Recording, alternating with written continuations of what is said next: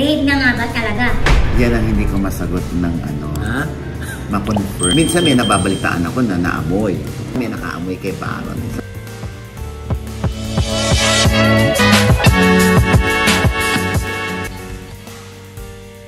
Ibinunyag ng showbiz reporter na si OG Diaz sa kanilang YouTube channel na OG Diaz Showbiz Update ang di umano'y bali-balitang pagtanggal sa karakter ng aktor si Baron Geisler sa serye nilang Senior High dahil sa di umano'y hindi katanggap-tanggap na ginagawa nito sa set.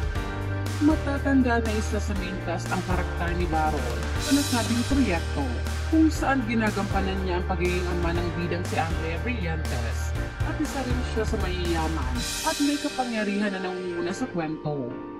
Ngunit tila nga raw mapipilitan na siyang tanggalin sa serye ayon kay OG Diaz dahil may nakapagsabi raw sa kanila mula mismo sa taong parte ng nasabing proyekto na di umano ay nakainom nga raw ito habang nag-shooting.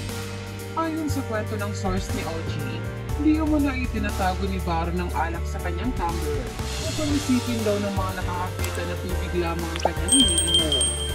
Ngunit maraming araw ang nakakapansin at nakakaamoy sa kanya sa set at nagsusumbong din ang ilan sa mga batang artista na natatakot na sila sa aktor tuwing nakaka-eksena nila ito.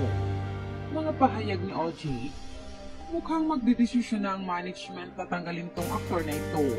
Ay kasi daw, ay naku, yan ang sinasabi ko. Talagang yung alak ay wala talagang gagawing mabuti sa katawan mo at sa pagkikipagrelasyon mo sa kapwa mo artista. So gaano katotoo Baron Geisler na ikaw yung aalisin sa Senior High? Kasi nga yung ibang mga bata daw ay nagre-reklamo na parang natatakot sa kanyang lumapit, lalo na pag alam nila na oops, hindi kape, hindi soft drinks, at hindi tubig ang iniinom, kundi ang nakalagay sa kanyang tumbler ay yun nga. Hindi nga rin naman maiwasang manghinayang ni OG kay Baron dahil kung sakali man ng totoo ito, ay sayang daw ang pagkakataon at tiwala na ibinigay muli ng ABS-CBN sa kanya, lalo't mahusay na aktor naman talaga umano ito. Itinato nga rin ni OG ang mga panahon nung nakasama rin niya si Baron sa isang proyekto. Hindi nga rin naman maiwasang matakot sa aktor dahil pag nakainom araw ito ay nanlilisik ang mga mata nito, kaya umiiwas na lang daw siya. Marahil daw ay ganun din ang nararamdaman ng mga batang artista na kasama ni Baron sa Senior High. Mga pahayag pa ni OG, ako mismo na-witness ko na talagang yung laman ng kanyang tumbler ay alak, na biglang titipigan ka ng ganyan. Siyempre ako, matatakot din ako kaya minsan umiiwas din ako. Siguro ganun din ang nararamdaman ng mga kapwa ng artista din sa Senior High, lalo na din sa mga bata, kasi trauma sa kanila yun. Kung sakali na nanlilisik ang mata ni Baron, na mami-misinterpret nila si Baron. Pero si Baron, pag nanlilisik ang mata, ganun lang naman, hindi naman nananakit.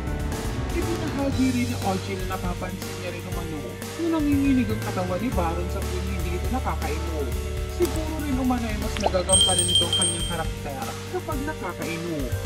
Ngayon pa man, ani OG, sana raw itinuloy-tuloy na ni Baron ang pag-iwas sa alak, lalo't may pamilya na ito, at ibinalik na rin umano sa kanyang tiwala ng ABS-CBN.